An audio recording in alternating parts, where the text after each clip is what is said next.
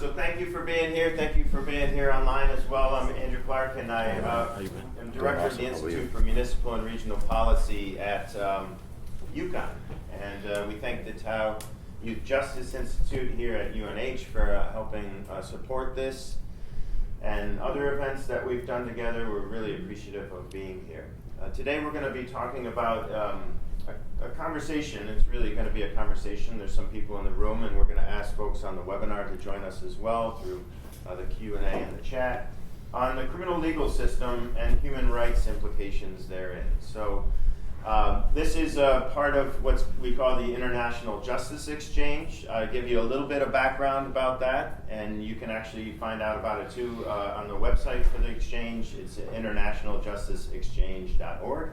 And essentially what it's done is Connecticut has had a series of reforms since the early 2000s, changing its trajectory to a smart on crime approach. The first reform was justice reinvestment. We were facing really rising, exponentially growing prison populations and the impact on that on the budget, on the neighborhoods, on communities and the like. And we charted a different course, and we've been on a reform course arguably since then. One of the things that happened over the period of time was a recognition that we would go across states and find out what are the best practices in other states, and then quickly realized that U.S. wasn't really leading in these areas in terms of reform. We're the world's leading jailer. We have a very punitive based system, and there were other systems that we found out that based their systems on rehabilitation, that looked at the issue of punishment and where that lied in the taking away of freedom, not in the role of corrections and community supervision and the like. And these were places like Germany, there were places like Norway. And the first example of learning from that was at when the Institute was at Central Connecticut State University. We hosted the Beer Institute of Justice. They had recently come back from a trip to Germany with 4 states, the correction officials and some of the elected officials. And they looked at a few prisons in Germany and the Netherlands, and they came back with a report called the European American Prison Project. And we had them present at what we called the Building Bridges conference. I believe it was in 2014, and they presented on that report, and it was really an eye-opener for a lot of people to see what these other systems outside of the U.S. were doing. Subsequent to that, the Malloy administration took a trip out to Germany to take a look at the system themselves firsthand.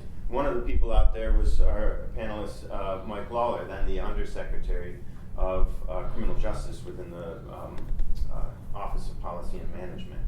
Also going on that trip was Commissioner Semple and the governor himself. And they came back, and from what was reported in the papers and also in individual conversations was they really wanted to do as much as they could when they came back. And one of the examples of the reforms that happened from there were the creation of the True Unit in Cheshire, Connecticut, and then subsequently the Worth Unit. And then we had a new administration, and a lot of us in the criminal justice reform space wondered what's going to happen with these lessons learned. Are we going to move the needle, continue to move the needle towards best practices for a safer society, for less harm to individuals?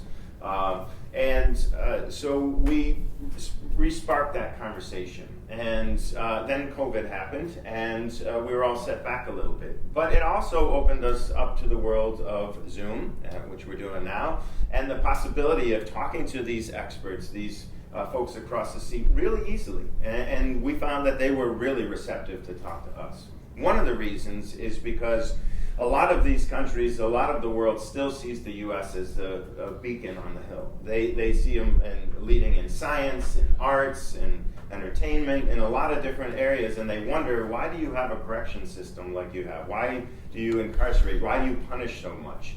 And we realize like the outsized influence that we have on the rest of the world. We may not think about it when we're sitting here in Connecticut or when we're going around the states, but what we do has a real implication on the rest of the world too. And so these were the conversations we were having on Zoom. And then we were afforded an opportunity, it came up pretty quickly, to go to Norway. So there was a cohort among us that went to Norway. Joining us shortly is going to be Per Sigurd Vage from Bergen, Norway. And hello, Bill. What's up? How are you? I'm good. Hey, Mike. Hey, Bill. And so we were able to take a cohort of legislators, folks from the Department of Correction, advocates and the like, out to Bergen, Norway, and then Oslo, Norway. And we took a look firsthand at the systems. We wanted to learn, is what you're telling us about the system, which sounded in a lot of ways too good to be true, the reality. Because a lot of us have seen and heard what the system was in conversations at the legislature or the like, and then went in and saw the system and saw a much different reality. And what I think I also, based on my conversations with the folks that went, we found that that reality was actually in earnest happening in those facilities, in the individual interactions between correctional staff and incarcerated individuals. We saw what's called the import model and how it's really tied to the community. Essentially, how we've done corrections is placed it out of society. We've placed folks who are already arguably very marginalized out further in society and said, that's your problem, corrections. Well, they pulled that closer into society and made it a partnership, a real partnership. And that includes the COs with incarcerated individuals. But it also brought in education, healthcare, little things like the libraries are run by librarians from the local community. That way, when someone comes out, they know how to access the library. They have a library card. Those little things that pull those individuals closer to the community so that when they step out into society, they're not stepping into a ditch. It's more of a step down and a smoother transition. And what that resulted in is far fewer people being incarcerated. They have shorter sentences. The recidivism rate, so the return to prison, is much lower. And the actual interactions between the individuals that are happening within DOC means that it's not an adversarial situation. So the tension, the conflict that occurs routinely in U.S. prisons, we did not witness there. And then subsequent to that, we got connected with Dr. Rudiger Wolf in the University of Tübingen through the UConn Human Rights Research Consortium. And Dr. Wolf is a criminologist, but he was also in the Ministry of Justice implementing changes himself. And we saw some of those changes firsthand. This was another cohort of individuals that went out. James Jetter was part of that cohort.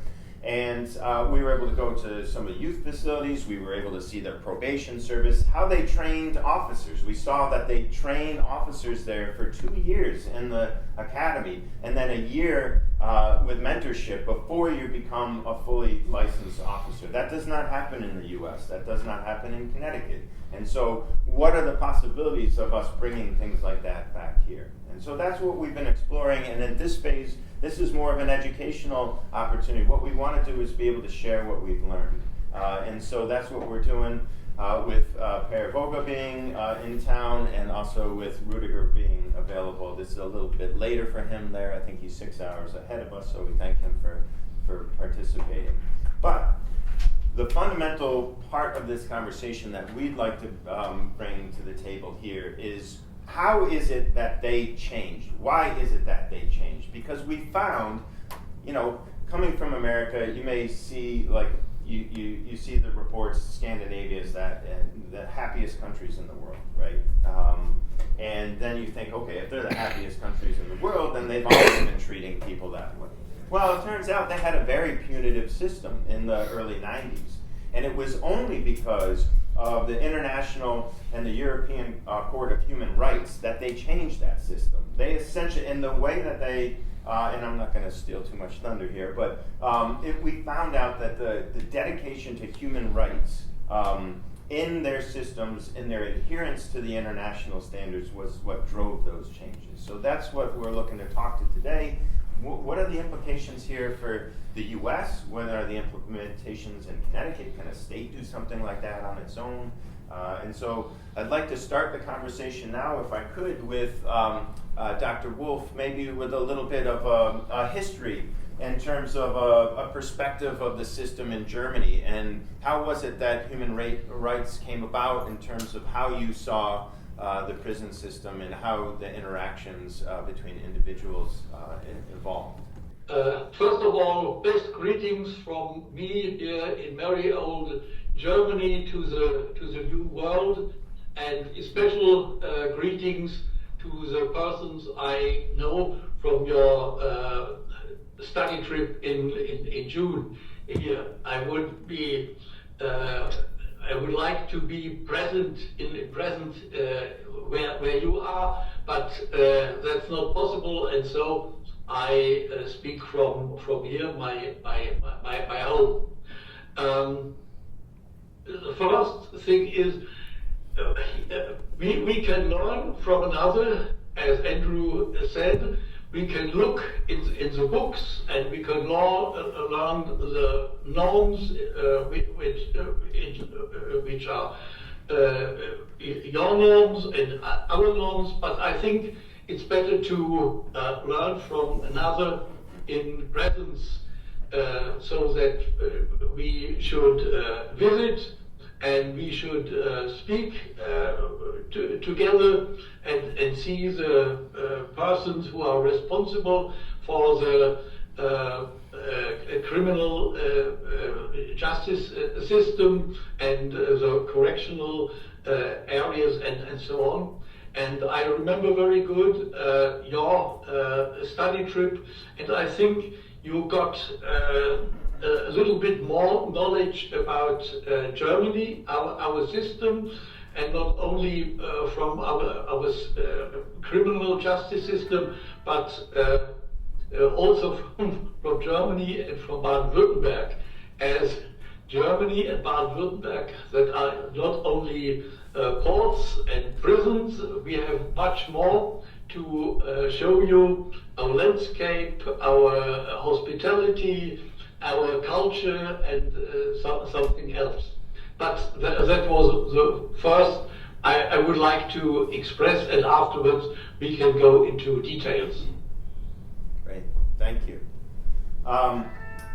Rudiger, you were in the Ministry of Justice in Baden-Württemberg, and helping to create the juvenile system there, helping to ensure that your correctional services, that your probation service adhered to human rights standards. And I remember as we were visiting, we went into the basement of the hotel in Weikersheim there, and we had a conversation about those rights and about how they impacted your work, how they impacted Per's work in Norway. And we're just trying to recreate a little bit of that conversation here, and maybe you can give us some of your thoughts about the human rights implications from the European Commission, from the Mandela rules, the Tokyo rules, and how they impacted your work in the ministry. Mm-hmm. I think for you in US, security is very important. Security in the prison, and in Germany, for us, it is socialization is one of the first aims, but I think overall, and we can read this from the international law, is the dignity of man, and that means that it's the dignity of the prisoners, that is the dignity of the staff, that is the dignity of the visitors, and the dignity of the citizens too. And so I think the reform should focus this. It's not so important as a single norm or a single decision or things like this. I think the philosophy is important, and as I said, you can see it from the international law that dignity is the first, the very first, and then this concept should be brought into the legal system and the constitution and so on. And that's my message, and that's my wish, that this is reality in Germany and reality in the US, and it's a worldwide, and that's a worldwide problem, to set the dignity of men above all. Thank you. Mike, maybe it's, we have with us here, Rudiger, former Undersecretary Mike Lawlor, who went on this pivotal journey to Germany back in, I think it was 2015, and was able to witness some of these things firsthand, and I guess he's going back out to Germany soon. Maybe, Mike, if you could reflect on what you see and what you know about those systems and implications here in Connecticut. Well, thanks, Andrew. And that was a very interesting trip. It involved former Governor Malloy and Scott Semple, who at the time was Commissioner of Correction, and it was organized by the Vera Institute, right, and the Marshall Fund, and they brought us over together with a group of people, some prosecutors, some corrections folks, some people who are formerly incarcerated, some journalists, some political types, and the most lasting memory I have is visiting a prison right outside of Germany called Honorary, which was relatively new, and I'll spare all the boring details, but to say the least, the way the prisoners were treated was completely and totally different than what you would experience here in the US. And the most interesting thing to me was talking to the correctional staff there. For starters, they did not wear uniforms, nor did the people who were incarcerated wear uniforms. They had different color name badges. And I recall clearly walking down this hallway in what I guess you could refer to as a cell block, would look more like a modern college dormitory. On the left-hand side, there was a glassed-in room, and one of the American correctional guys asked, "What's that?" And the German guy said, "Oh, well, if the prisoners don't want to go to the dining hall for their meals, they can prepare their own meals. It's a kitchen." And the American guy said, "There's knives in there." And the German guy said, "Well, it's a kitchen." And the American guy says, "So how often do you have an incident?" And the German guy says, "What do you mean by incident?" And the American guy said, "Well, somebody gets stabbed or something." And the German guy said, "I don't know, we've been open for 5 years, nothing like that's ever happened." And it was such an interesting interaction there, because the American guy thought the German guy was crazy and vice versa. And then we were talking to the staff, almost all of whom could speak English too, which tells you something, that we were saying, or they were saying, "So this seems kind of nice in here, what's the punishment?" And they said, "Well, the punishment is the deprivation of liberty, but apart from that, we try and make life in here as normal as possible." And so one of the other people asked them, "What is the purpose of your system? What are you trying to accomplish here? Like, what's your job?" And they would say the same thing. And you just heard it right a moment ago. Our job is to prepare these men to re-enter the community. That's our job. And it was such an interesting epiphany. And Malloy said to Semple, "Do you think we could do something like this in Connecticut?" And Semple, "Yeah, I think we can." And so we have sort of a watered-down, modified version of that, which is what the true unit is. And interestingly, I've been there a bunch of times, including very recently. And if you talk to the correctional staff that works in the true unit, their mentality, their sort of point of view is so completely different than what I've experienced talking to other correctional professionals in Connecticut, right?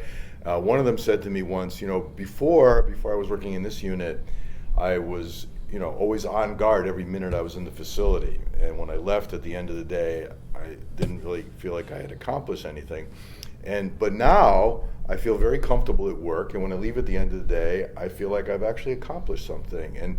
it was our hope at the time that this would be like a prototype that would become the norm in the Connecticut Department of Correction. Obviously, that's not happened. I think the True Unit is twice the size it was originally, and the Worth Unit now exists at the Women's Correctional Facility at York. But in an ideal world, gradually over time, this concept that we saw firsthand in Germany could become the norm here, as opposed to the more sort of traditional American approach to running a correctional facility. So it's better for the people who are incarcerated there. It's better for the staff. That comes across very clearly when you talk to people who are incarcerated in particular. And I can remember, we had this conference there. I think you came to that, didn't you? When we had the conference in Cheshire. Yes. Yeah. So a video was prepared of this event, and one of the parts of it was the governor and the corrections commissioner talking to the guys who were incarcerated in the True Unit, and they were basically asking him, so what's it like here? I think Semple asked the question, is it different? And one of the guys says, I thought it was fake when I got here, but the staff, they actually treat us like human beings. And to me, that was the most telling outcome of that whole thing. And I think that's what I learned in Germany, at least. And I think in part it grows out of their experience in the 1930s and 40s, this sort of rethinking of the purpose of government and punishment, et cetera, et cetera. And I think that seems to be the hallmark. I'll tell you one more anecdote, and then I'll be done. Every year we bring delegations from the Polish National Police to come here to the University of New Haven where I teach. And one of the places we always bring them is up to the Cheshire Correctional Facility, and even before the True Unit. And we do this tour with them. And these are guys, these are hard-boiled guys, corrections guys, and the union guys from Cheshire would always be part of this tour with the warden. And we did this once with the Russian corrections guy too. And so at the end of it, we come back to the warden's office, and the union guys from Connecticut would ask them, so what'd you think? And the Polish and the Russian guys would be like shaking their heads like, I can't believe it. And the union guys were saying, yeah, I know, right? They're thinking that these guys are looking at our system and thinking it's way too lenient and it's too cushy. The Europeans are saying, like, we could never do anything like this where we are. No natural daylight in some of the cells, and so many cubic meters of space, and out of cell time. And it was such an interesting culture clash between the perception of our guys thinking that we have a very lenient system, and the perception of Europeans saying, including Russians, by the way, like, this is completely crazy. We could never do this where we're from. So, excuse me. Those are my impressions. So. Thank you. Hey, you want to join the panel? We have with us Per Vage, former prison governor in Bergen, in Norway, and then a regional director. He had started his career as an attorney, as a prosecutor and a judge, and as I mentioned, was part of that reform in the 90s going into the 2000s, which brought in concepts like dynamic security and the like into the Norwegian system. And Per, we've been talking about human rights and their implications on why it is that you changed. And I'm wondering if you can just give us a sense going back to the time when you got a dictate on what you should be doing with the youth relative to human rights standards. Yeah, I can start with my law school, which was ending in 1984, and by that Norway had ratified several of the major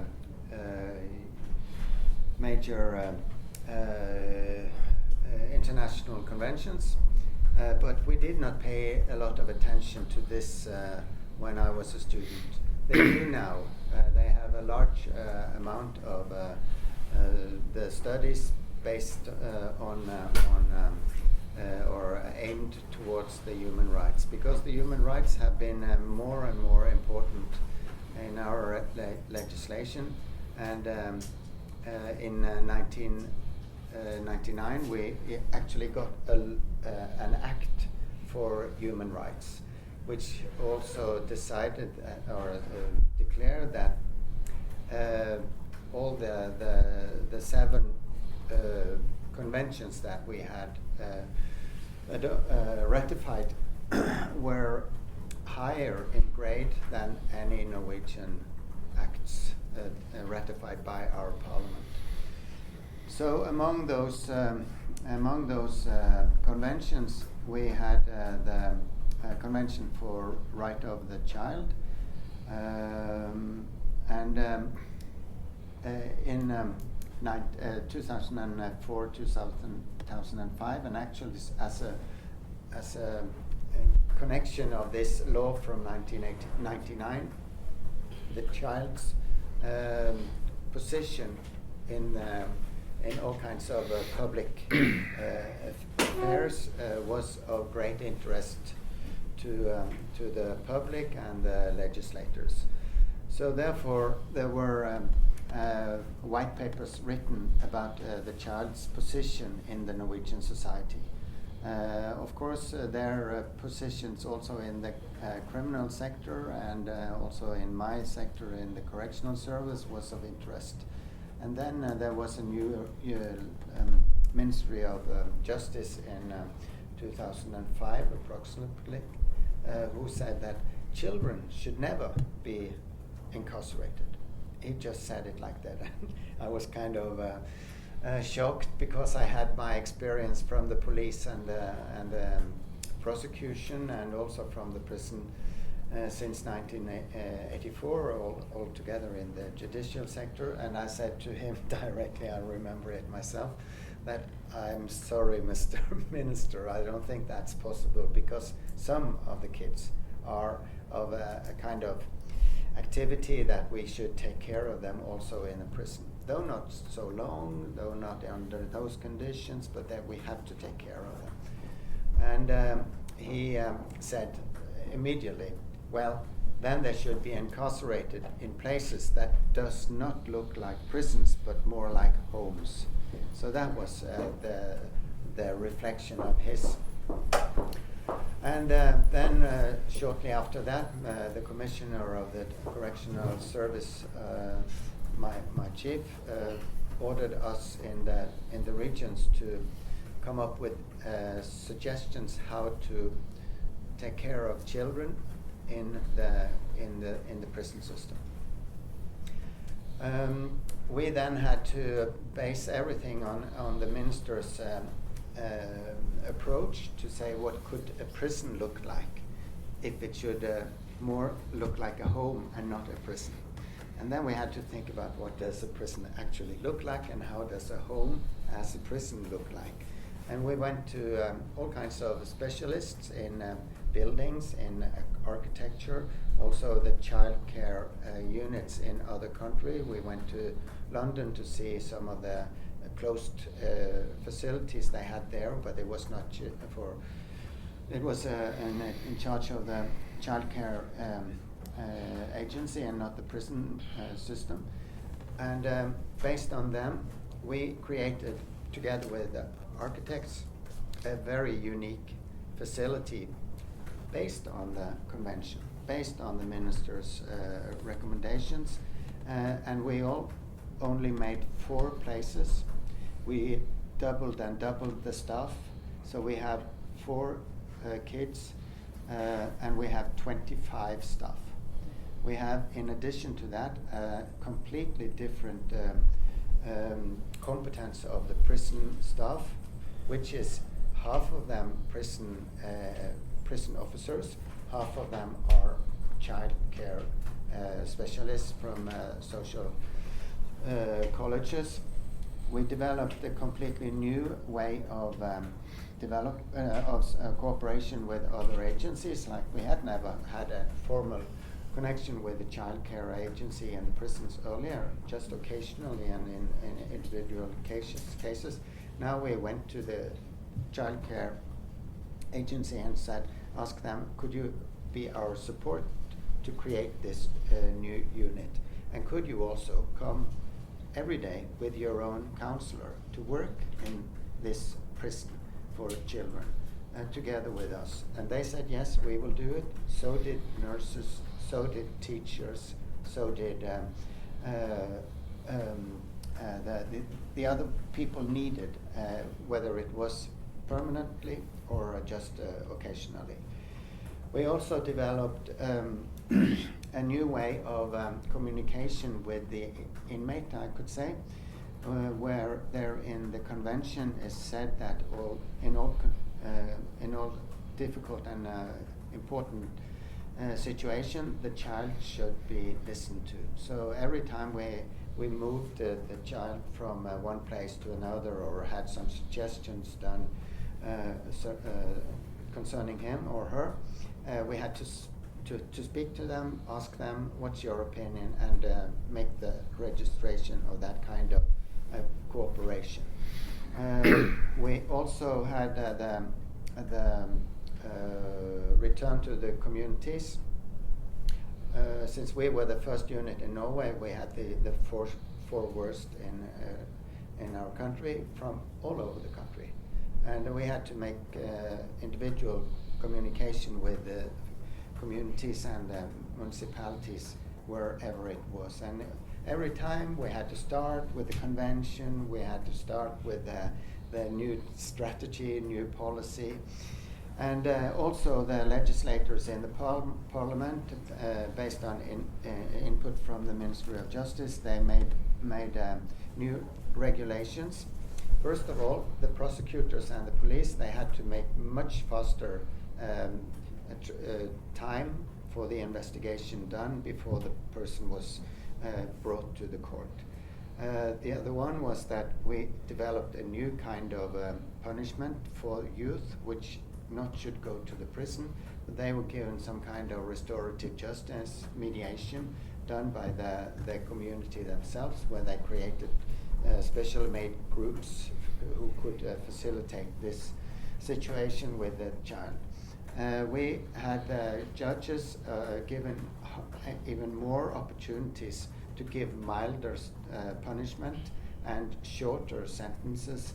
And for our part, with the authority in charge of me, we could release the persons much earlier, though we did not have to wait until the 2/3 of the sentence.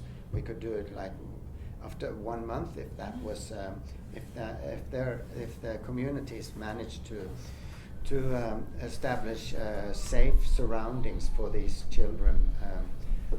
And then we have the convention, but we also have the impact of facts and research done from the psychologists and the medical side, where we all had to be aware of the development of the brain, which for the youngest ones was far away from finished developed until maybe they are 22, 24 years. That's when the brain is kind of settled to do the difficult judgment whether you should do a robbery or steal a car or whatever crazy things they manage to do. But that's universal. We know it, and we should therefore treat children in prison according to the Convention of the Rights of the Child. Thank you. And just to reiterate, so he mentioned there were 4 units, and he talked about child, and I just want to put some perspective. Child in their system is 15 to 18. We have youth as young as 13 and even younger sometimes in our system. And it's 4 spaces, it was at the time. It's now 8, and I think they might be building 12. But that's for the whole country of 5 million people. So, Connecticut's 3.5 million, and far more than that from the ages of 13 to 18 or so are in secure confinement here.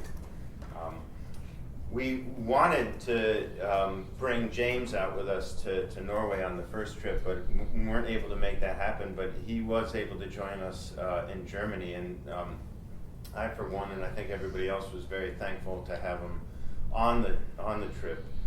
James is, for those of you that don't know him, he's co-founder of the Full Citizens Coalition that looks to restore voting rights to every citizen in the state of Connecticut. That includes folks that are incarcerated with felony convictions who currently aren't able to vote.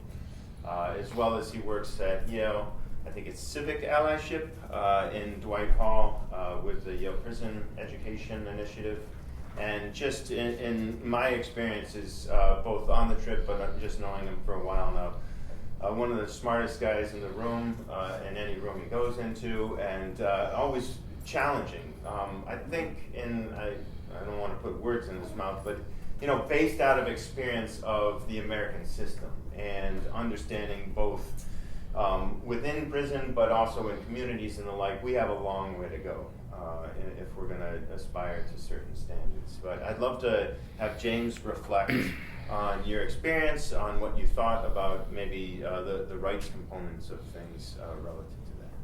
Yeah, so listening to Rudiger in the beginning, listening to Pierre just now, there's certain things that stick out about the trip in particular, but more so about the creation of new systems, right? One is that Rudiger points out that it started with a cultural shift of dignity that was then embedded into policy and law. And Rudiger speaks really about the application of the policy and, just doing it, like not being caught up in a lot else, bringing in the people who actually do it. And I'm thinking on those two things this morning in particular because, and also in a lot of the work that FCC is currently doing, we're looking at policing and wrongful convictions. And I just listened to a Connecticut Supreme Court argument where a man spent 28 years in prison, where he wasn't identified in any photo arrays or lineups, but was identified by two witnesses at his probable cause hearing. And this was allowed to stand, and the Connecticut Supreme Court found it highly unconstitutional for that to happen because there's just too much. There's no way that they can show up today and identify you, but no one was able to identify you for a year in any photo arrays. However, for the sake of efficiency, they denied his claim because he was fighting it under Strickland v. Whaling, which is ineffective assistance to counsel. And identification is such a tricky thing in courts that if they ruled in his favor, it would the efficiency of the court process would be in such disarray. There would be so many cases they now have to review. That for that sake, they denied him. And he'll find release in as many men have once he enters into the federal circuit, right? But we're talking about how we culturalize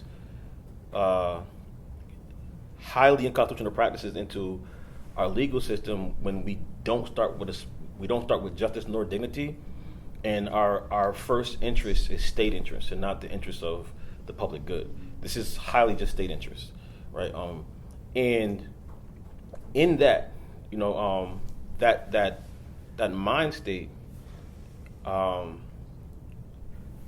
both countries were able to do it at different time periods, wrestle with their past and their current practices, right? What I enjoyed most about the German trip is that we had a law student who was with us from Germany, and in talking to her about the school system down there and at what age they start wrestling with their past and how it's embedded into the process of really being thoughtful and mindful of past atrocities and how they develop as a people, and seeing how it was instituted into law. It's something our country has never done, our state has never done. We're not a place that wrestles with history.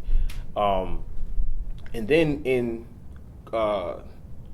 culturally codified language in the legal system, it wasn't just an English speaking, German speaking thing. They were speaking two different legal languages, right? And which stood out. Like it stood out because it pulled the rug from underneath the state's attorneys who have these arguments of the level of violence in America, and it's really about the level of violence in Black and brown spaces because that's the majority of our prison system. So you're talking about the level of violence in the community, right, and not knowing what to do with a violent people.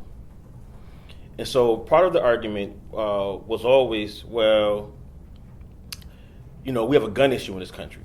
All right, they have knives and bats and bomb issues in these countries, right, where It's not a gun issue, but it's classified differently. So they were like, we have all these amount of murders every year in Connecticut, and Rudiger was like, well, we have that amount of murders as a nation. But we're using the same words with different concepts. What they call murder is what we call capital felony murder. What they call manslaughter is what we call murder one, right? Which is the average homicides you see. They're very intimate, very emotional, very in the moment that you see on the streets of Hartford, New Haven, and Bridgeport. These aren't really, where these aren't really super thought out things. They're in the moment. There's a lot of guns. This happens. Well, they have over 2,000 of those in the country, the third side of our country. So they have, like, on par, about as many as we have as a nation. But it's the approach. And the approach is that no one is the same person 20 years from now, so why in the world would I give them all this time, right? How does that benefit society, right? The approach is that we're going to wrestle with these things, and we're not going to allow the outlier cases to change how we approach things, right? I learned that from Pierre, right? Because they have an outlier case that is horrendous, but it didn't shift the nation from how they have chosen to move forward and deal with. We're moved by every outlier case. We shift whole systems. When the Chester tragedy happened, we called in 1,500 people on parole. 1,500, the majority of black and brown, who will never be in Chester, right? And couldn't fathom breaking into a home in Chester, right? And we did it. And it's a pure violation of every plea agreement. Embedded in my plea agreement is this parole process, because they shut down parole as a system, right? So we've been committed to a particular thing, and unwilling to move because of a judgment. It's a cultural judgment of people, rather than saying these processes are flawed, but because these processes govern a people in a manner that other parts of society are comfortable with, we've been committed to that. And so we, like Mike said, we have one true unit, we have one worth unit, but we don't have an affected system, and we haven't had the leadership that's willing to come in and just say, if you think about Pierre's background, Pierre was a detective, a prosecutor, or a judge, one of the smartest men I've ever met. We don't agree all the time. He's up for any argument. Like, I love hanging with Pierre because it's going to be a full day. Between him and Rudiger, I'm going to have a full intellectual day of debates, arguments, and strong opinions, and I love it. But he came from that side of the table to say that I'm going to make sure that these things are moving in the right direction. And we haven't had that type of leadership to hold it in our state. And so those shifts, because the mindset that a prosecutor is comfortable with saying, well, they don't have our level of violence. They do. What they don't have is our level of recidivism. What they don't have is what we don't have is the level of education they offer throughout their system. They build out their future guilds. The youth leave with an apprenticeship into a guild. There's education in every system. Their courts are closing the gap on the wages in their prisons and society. They set aside money to make sure, like, on what is earned, because everybody has a job. What is earned, they set aside money so that they're returning with a leg to stand on into society. They handle immigration from the world. You go to prison, you do your time. We're going to wrestle with the immigration stuff, and you may get deported, but you're going to have that. You're not getting shipped off to another prison. You're dealing with that from community, right? And I'm not saying these aren't places without issues within themselves, but what governs them isn't the issue. They're governed by the structure they've created to make sure that everyone is treated in a certain manner when they come through this system. Everyone's going to get this when they come through this system. And we're kind of governed by the same thing, but in the opposite effect. Everyone who comes through this system is going to get this. And the care that they've imposed from staff, hiring staff, being okay with staff walking away, making staff walk away, isn't something that we're comfortable with in this state. We're being held, and communities are being harmed through it. Communities that have already been embedded in bad policy are also being harmed through a system that isn't preparing people to return in any functioning way. Most men that I know who return are suffering from all types of traumas, and most of them mental, because we have, for the most part, a very docile system compared to any system in the country. We have a prison system that has handled their gang culture. It hasn't happened in any other state in the country. And so the levels of security that we have, they don't add up compared to the level of violence you've been seeing in other states. But we're committed to something, and we're not willing to wrestle with that as a state for those who have the ability to wrestle with it. Thank you. Yeah, and one of the things too that I just want to bring to light too that we found there, and you talked about the trauma and the impact of incarceration on people leaving. There's also another group of people that's inside that leaves on a daily basis, and those are the staff, the officers. And in uncovering this work, we came to the realization of fact that U.S. prison officers have an average life expectancy of 59 years.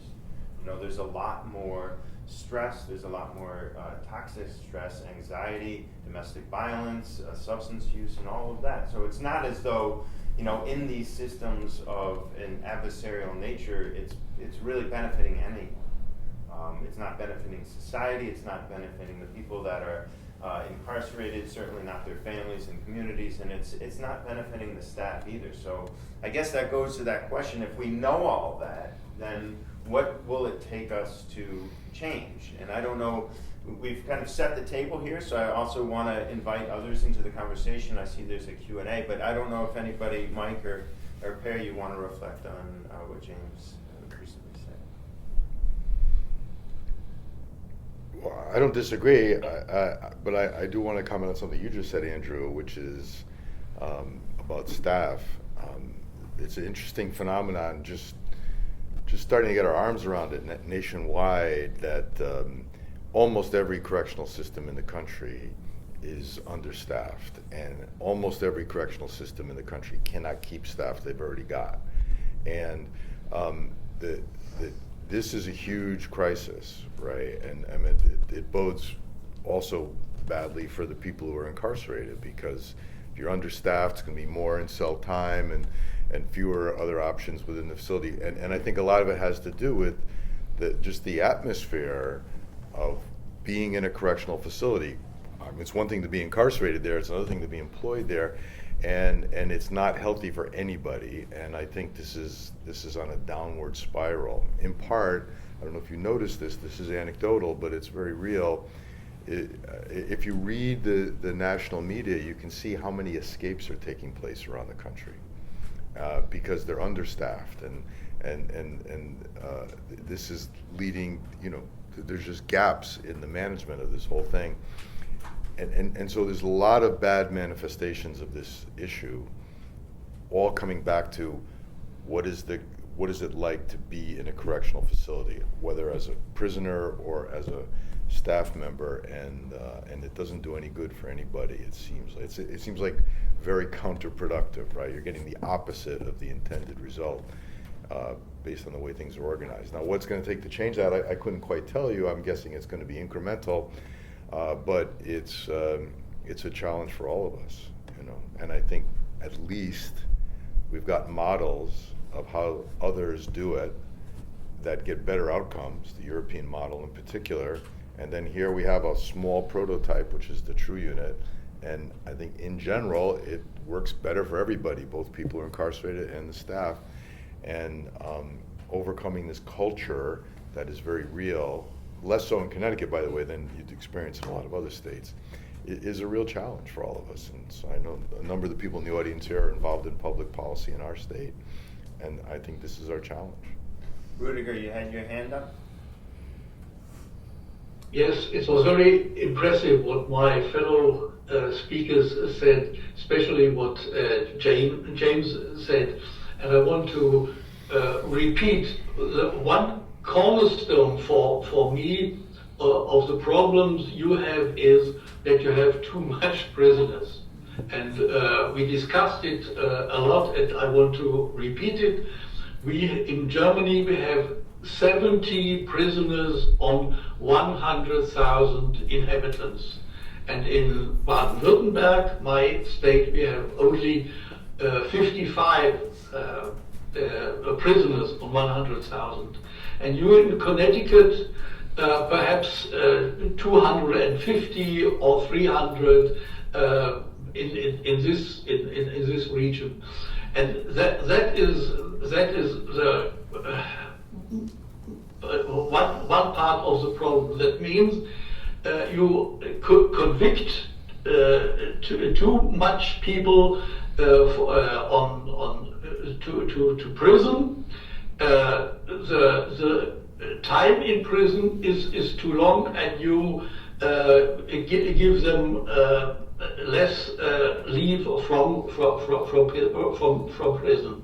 And though you have this high imprisonment rate, I think Connecticut is not safer than we. In your study trip, we discussed the murder rates, and James talked about this. And meanwhile, I informed, as when we discussed it, the murder rates were not present for me, as we don't discuss this. But now I know it. In Baden-Württemberg, we have 0.8 murders on 100,000 people a year. That means less than one case of homicide in 1 year. And in the US, you have 7 cases on 100,000 inhabitants, and that is the seventh more than we have. And James said it. It is perhaps a part of your society, though we also have problems with delinquent behavior and aggressive behavior. And one point in this is how many weapons are in US. Criminologists all over the world consent that where are many weapons, there are many murders and homicides and so on. How many manslaughter do you have per 100,000 in your state? Pardon? How many manslaughters do you have per 100,000 in your state? Altogether, I said it. One case on 100,000 inhabitants a year. That's in total. So that's homicide in total. In total, in total, yes. Murder, homicide, manslaughter. And you have seven cases on 100,000. That's an average in the US. And my wife wanted to invite me to a journey to South Africa, and I checked it, and they have a murder rate of 48. And so I said, no, I don't accompany you to South Africa. Per, I know you wanted to respond, and then Shante, I don't know if the questions. Your comment. Okay. To connect it to the human rights, which is the core issue today, the Mandela rules is probably well known by you. It's a kind of a standard of how prisons should be run, including staff performance and staff recruitment and taking care of the staff. I would, before I say anything more about the Mandela rules, I would also say that in addition we have something similar for the probation service and the community sentences and sanctions. called the Tokyo Rules, and they are very important for every nation to read and try to find other solution than putting people who have done criminal things into the prison. That's a very old-fashioned, and we know that it doesn't work. People come out not better than when they came in, and that was maybe the start of the Philadelphia model when that was created here in the States. But remember, on the 1820s, when this Philadelphia model was created, the persons incarcerated, they should be by themselves. They should do a lot of mental work, never to do this again. They were supervised by the priests and no one else. They should not have contact with other inmates. That was the main purpose. But then 100 or 200 years nearly afterwards, we do it exactly the same, but maybe even worse. Maybe worse. So read the Tokyo Rules about community sentences and try to see whether you can do that instead of or in addition to mixed sentences with prisons. So back to the staff. I was late to the meeting today because we were at the commissioner in the DOC having his discussion, which was developing positively in the matter of prison staff. We're close to launch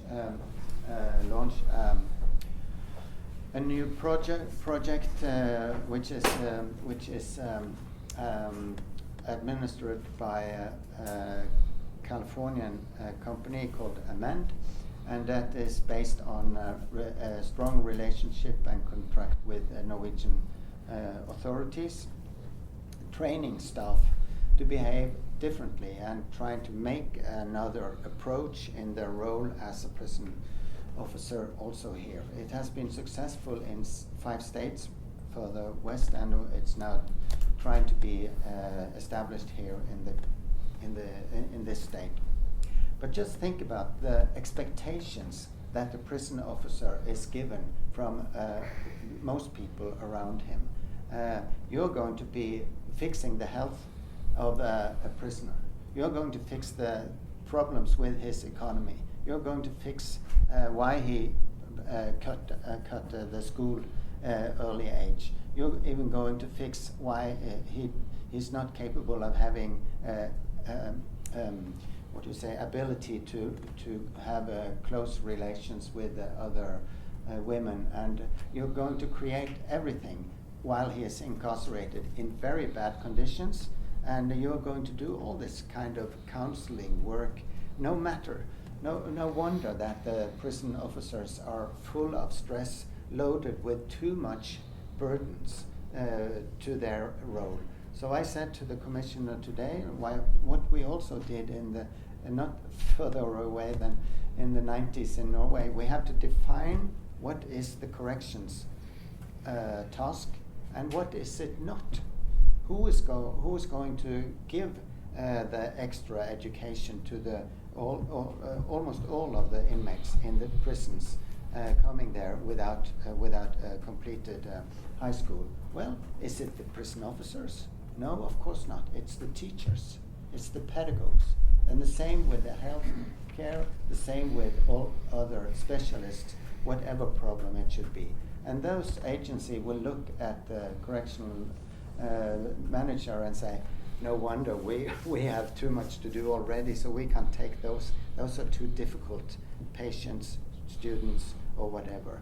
And then they say, then the legislators have to use their power and say, well, all inhabitants, all one living in this state should have this obligation. And we see from other countries that this will serve the society when they have served their sentence, that it will turn out to lower recidivism, safetier communities.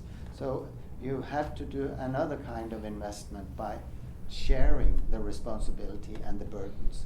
And that could also be focused individually on the prison officers. They have too much to carry on their uniforms every day.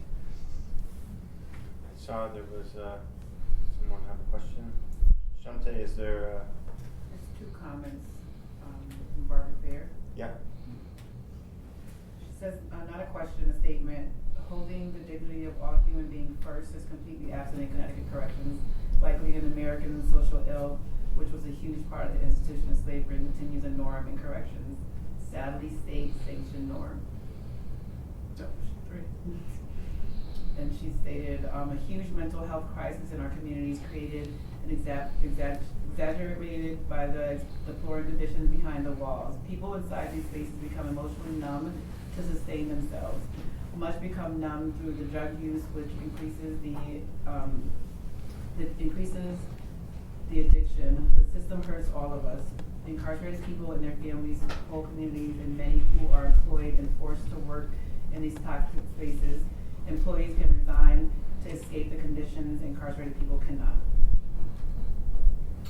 And her last statement is, racism is at the root of the way the system operates, an issue many stakeholders dance around and avoid discussing.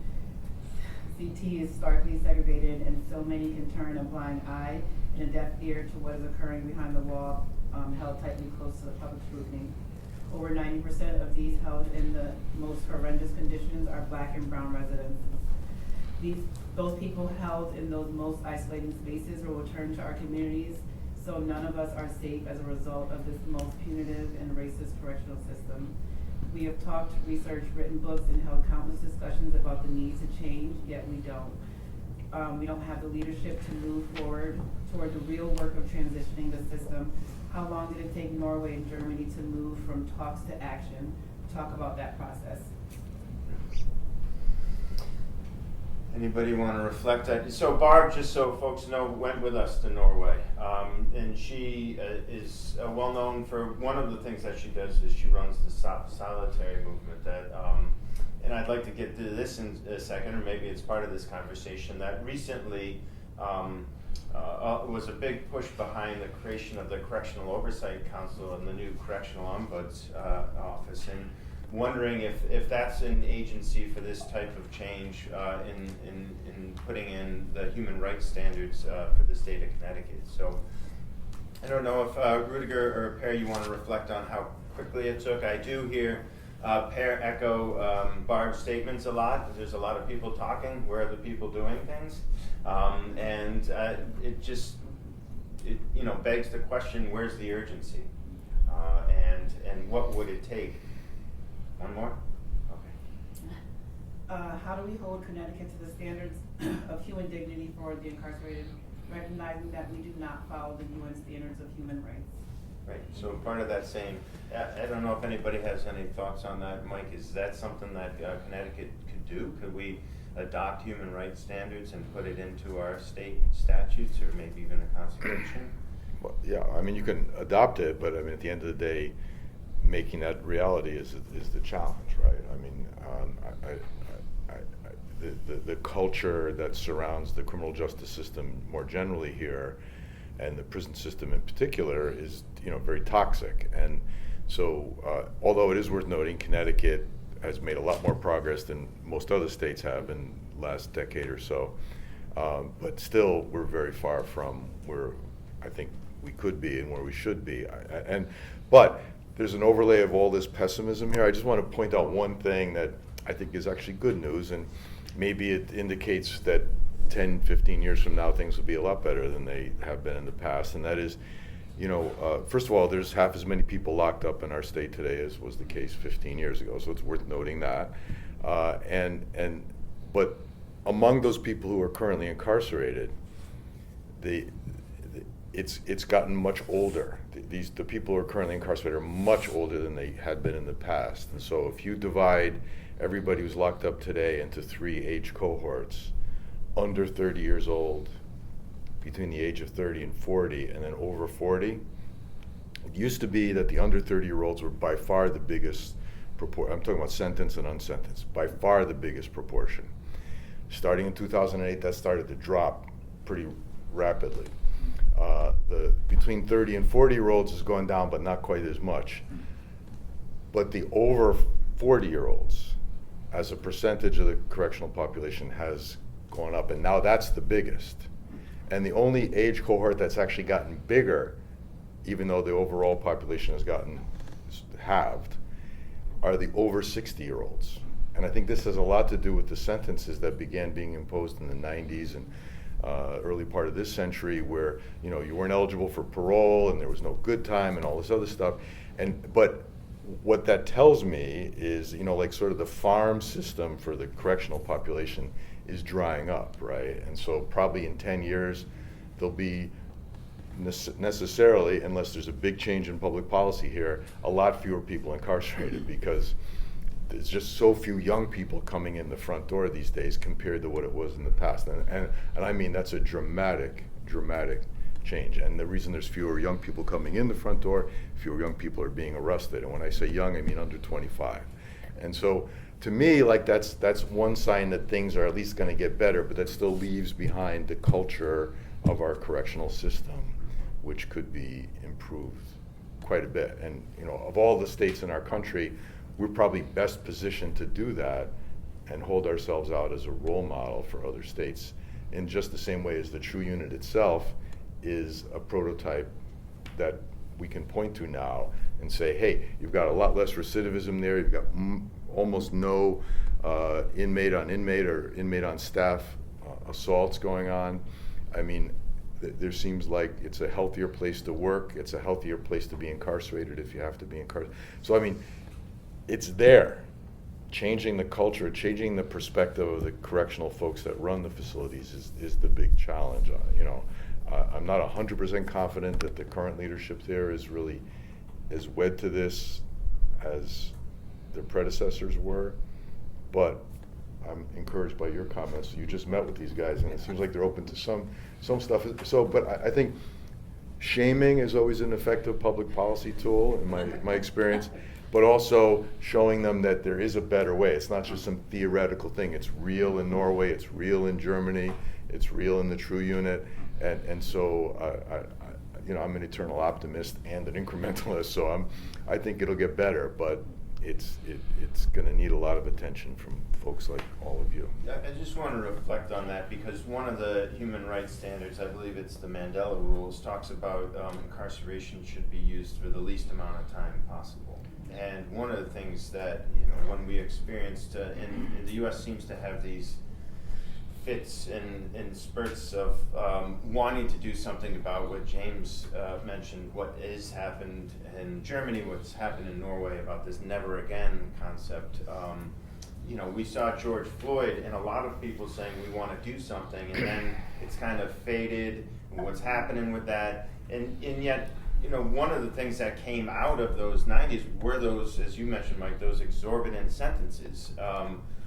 Where is it within us to take a look at those? Because I know that's one thing that Rudiger mentioned, that's one thing that Pears mentioned, James has brought it up and has been doing a lot of work in that area. What would it take to, the Sentencing Commission is right now having conversations on compassionate parole or, release for the population that's getting older. Is that an area that we want to set our sights towards? And Rudiger, I see you want to respond. Yes, Per addressed the Mandela Rules. If you take the Mandela Rules and you put them against the light, then you can read what they mean. And they want to express leave and give people hope.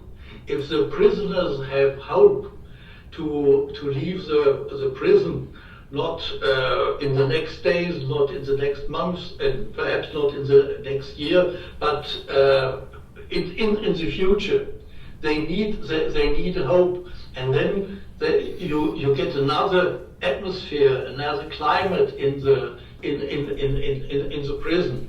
And if the prisoners have hope, you don't need weapons in the prison. That was we think. So that is a great art of leading a prison, to give hope to the prisoners and also to the staff. And that makes a great change in prison life. And can I add to that, Andrew?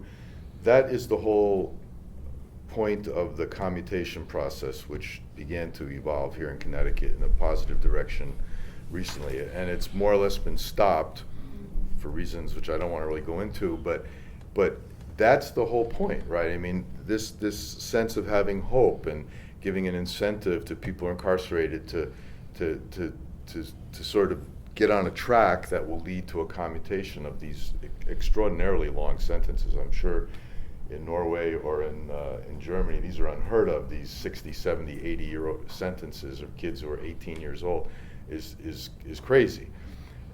But it is worth noting, and this is a talking point for those of you who want to advocate for this stuff, that the reason this commutation became sort of necessary and appropriate is because back in the good old days, back when America was great, right?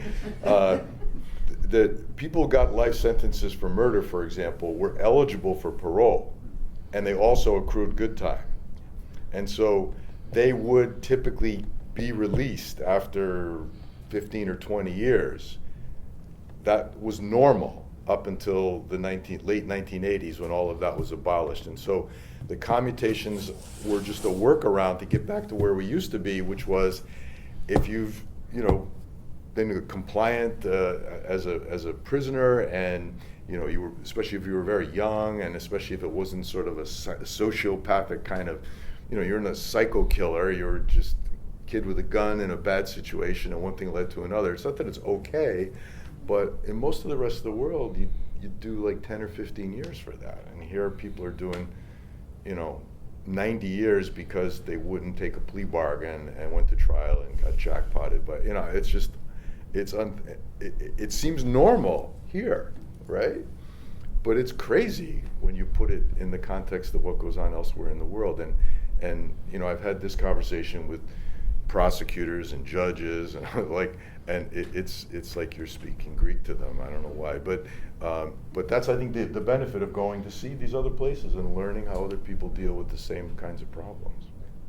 Well, I know we're kind of at the witching hour here, and it's late for Rudiger. We can only imagine, for those of us that were with you in Germany, what you'll be doing at 7 o'clock, going to a nice place out in the countryside or whatnot. And, I think for me that's also part of, like you said in the beginning, Rudiger, this experience. What does that mean when, as Mandela said, a society can be judged by its prisons. And so that also reflects on the larger society. And I think a lot of us, as we experienced going to Norway, going to Germany, a lot more community, a lot more trust in each other, a lot more, not this need to work, that your leisure, your ability to be with your family and friends was as important, if not more important in a lot of ways. So I want to thank you, Rudiger, for being a part of the conversation, for opening your state up to us, and for continuing to be a part of this conversation. And I don't know if anybody had any last thoughts. I have one comment, because we can. Someone said something about turning the blind eye, and you said also let's learn about facts from other countries. So do that. And open your blind eyes then, and look and listen and use your senses, what's actually going on, and then you can, in a way, judge your own dignity, because you can't easily judge a dignity without having some references. So that's one thing. And then the other thing is someone we don't talk so much about, that's the general public. They support much of this policy. And the politicians say generally that the most important word you can use, whether you want a re-election or a new election, that's the word crime. How is your point about crime? And nobody dares to say, I'm mild on crime, because then they won't be elected. So what's this about the public who really supports this kind of idea that we, who are more educated into this field, wonder about? Well, it's the word fear, which is a feeling, and it's not easy to catch people's feelings. Well, they managed to do it during the COVID by serving us with lots of facts. You don't need to be afraid of hugging your loved ones at home. You don't need to be afraid of speaking to other people. You don't need to be so and so afraid. Keep a distance. Wash your hands off more often. That's facts and small actions that we could learn from the process of the fear, which was very high in the beginning of the COVID period in all countries. And so we could also lift up this element of fear concerning the crime and teach both the public and the politicians about the facts about crime, and say that when the recidivism rate is not 100% or 200%, it's actually much lower than that. It's not high among those types of people. It's not high in that neighborhood or in that city. So teach people, use the facts that we have available, and then maybe we can come some bit further everywhere, because it's a universal problem. Yeah. Andrew? Yeah. Just a comment I'd like to make. The issue we're talking about is a means of control. And so there's a vast need to always foster, maintain control over certain populations, if you will. Crime and how we treat it becomes a mechanism by which you succeed, or attempt to succeed, at controlling. Because who's going to give up the power by virtue of instituting a new process that wipes that out? I mean,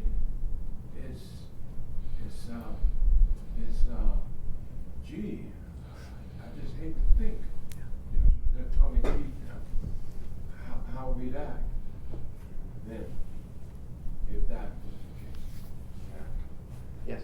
I'd also like to speak to that a little bit too. I have a lot of thoughts that are trying to come together, so if this isn't that clear, I apologize. But to your point, with this being kind of a point of control and using people's fear to make these arguments, I know especially during the pandemic we saw a lot of very fact-based logical arguments, but it was hard to kind of push those arguments forward when people are in their like trauma brain kind of mindset, where it's your emotions are very heightened and it's hard to hear logical arguments when you are so fearful of what's happening in the world. And so my question, I suppose, is how can we help people kind of bridge that gap and get past the fear and the heightened emotions to understand those more logical arguments and see that there are more hopeful outcomes and the community-based aspects that you all have spoken to, and get them to the point that they can be more supportive of those measures than just being fearful of crime and wanting to be tough on crime and have more the arguments of security and things like that versus dignity. And coming from a community-based organization that works in violence intervention, how can we support that and advocate on the policy level as well? Well, I can say something again. Crime is not a problem as long as you look at the prison system, because there is little crime done there. It's done in the society. And how do you prevent crime in the society? Well, you can focus on individuals who we claim to call criminals, or we can look at social factors or other things that not the judicial service should deal with, but the society should deal with. That's why this fact-based intervention is very important, to see why do people steal food because they are hungry? Why do people do other things? There is usually an explanation behind every crime. And if you get to know those facts in each individual case, you will understand more. So I believe in facts and also sharing the responsibility with the whole society, talking about it. Yeah, so I'm not an incrementalist. Like I wrestle with the thought of incrementalism and community because the opposite side is so swift and complete in movement. In 1968, the nation made it damn near impossible to segregate a community. In 1969, Connecticut created 169 separate zoning laws for every town had to create their own zoning. The segregation was then reinstituted in the state. So it was a very swift movement, right? And we've been working incrementally since then to undo what was done in less than a year, right? And so we have in that time, our school systems are funded by property taxes. The major cities no one owns the property in them. So you have underfunded school systems every year. You have a school to prison pipeline that is through census tract data. You can track it from the 4th grade and school proficiency. You can track it through labor market engagement in these communities. You can track the segregation through all these things, through what they call recap communities, racial, ethnic, country areas of poverty, which creates. So and then you have over policing. You have all these issues. Like I'm saying, Pierre is right. You have all these issues in the community that create our prison system. If you ever sit in a court, you don't got to sit in high court. There's not a lot of movement in high court. You sit in a low court. And what you notice is in the law, you notice efficiency. What's happening is efficient to keep it moving, right? It's not a law. So I have like policy and application and incrementalism. It's hard to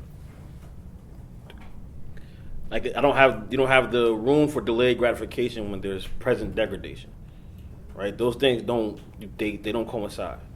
But what I think that on a application level that Connecticut can do is look at what actually has created a different internal system. Like the college and prison programs create a far more hopeful population, right? And when the population has a certain level of hope, they're more docile. I'm not one that's 100% okay with that. Having done 20 years in prison.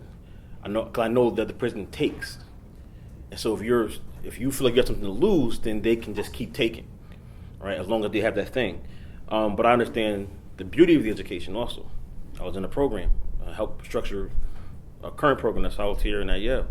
But also break the practices of hiring internally and hiring through the system for your commissioners. Pierre was not a career man when they hired him. He did not come up in DOC. He came up in doing a bunch of other stuff. He was everywhere else. Needed a job. But having an outside purview of what change can look like allowed change to take place. And I think that we get too committed to saying that, well, they're a 20-year career man, they've come through the ranks, it's their time, but they're just going to uphold the training and culture that they came up in. They don't necessarily see anything wrong with it. It's been their career path. It's been their choice. And that has to break. So I think it's things you can look at that do work, expand them, and change certain things like that at the top to at least have some type of immediate effect on your system. So I just want to respond to your question, which was, what could we do to overcome this fear factor that seems like it blocks a lot of progress? And in my experience, I think the most effective way is people with lived experience showing that they are in fact actual human beings and telling their own personal stories. And so many different challenges in terms of public policy over the years, it's people's real personal stories that seem to have affected public opinion. Because I think so many people think, the world is divided into two camps, criminals and everybody else, right? And if you think it's just black and white like that, then you're not even going to think about what might be a better way to respond to people who are involved in criminal type activity, right? So I think the stories of people like James and others, who have done, they're very compelling, and I think people need to hear those stories so they can humanize what they're really talking about, because I think it's this dehumanization thing. So many people in the criminal justice system, meaning like cops and prosecutors, refer to people as animals, literally. And if that's how you think, and I think this is the lesson that was learned in Germany the hard way, then you're going to follow through on that, and you're not going to treat people like human beings. And so having people talk about their own personal experiences, formerly incarcerated people telling the real stories of who they are and what they've been through and what their lives can be like seems like that is the most effective way to change how people see this. I'll just add to that too, I think, from my perspective, going out of the moderator role a little bit, is those of us who may have not had as much experience or any experience in the system have also wronged people. Now, we've been a party to a system that has wronged people, and we have to own up with vulnerability to let people know that as well. So it's got to be a two-way street, in my estimation, and it's maybe not two ways, multiple ways, but it's I think listening to people is important, but also in that process, people who haven't experienced have to be vulnerable to recognize, yeah, shoot, I've done a lot of stuff that if I grew up in a different place, that I probably would have been in that same shoe, in that same situation. Rudiger, you wanted to say something? Yes. Though I'm a criminologist, or as I'm a criminologist, I think we discuss too much about crime and delinquency, especially too much about crime and delinquency of children and young people. That is not a challenge for our society. A challenge for our society is the criminality of the mighty people. That's a problem for our society. And if we speak about criminality, we should speak about these forms of crimes in our society. And the last thing I would like to emphasize is perhaps we should speak more about the needs of the victims, not only of the perpetrators, but what needs the victims. And if the victims are safe, and if we do a lot for the victims, I think that the citizens will accept that we have to do also a good social work with the prisoners. And that's important for me. And last sentence, I think we should speak more about the society in which we want to live, and to have a vision of our society in the future. And you set it up nicely, because actually I just wanted to introduce, we have in the crowd Catherine Hervey, who's a filmmaker. The film that was part of a film series. We're having several events, including one tonight at Next Haven that people are welcome to come to. It's from 5 to 7. Informal conversation, but her film is A Prison Within, and it talks about a restorative journey within San Quentin prison. And I know in just the brief time that we've talked, what resonated with me is James talking about those lower courts, because she was also a public defender as well. So. I just want to be mindful of time, and I feel like we could probably have this conversation for a while, but Rudiger, I want to be mindful of your time, and thank you for participating and for always being so generous. We hope that by keeping you close and by keeping PAIR close, we can keep reminding us of those gold standards and help move overall society forward. So thank you. Thank the rest of the panelists, and thank everybody else for being here.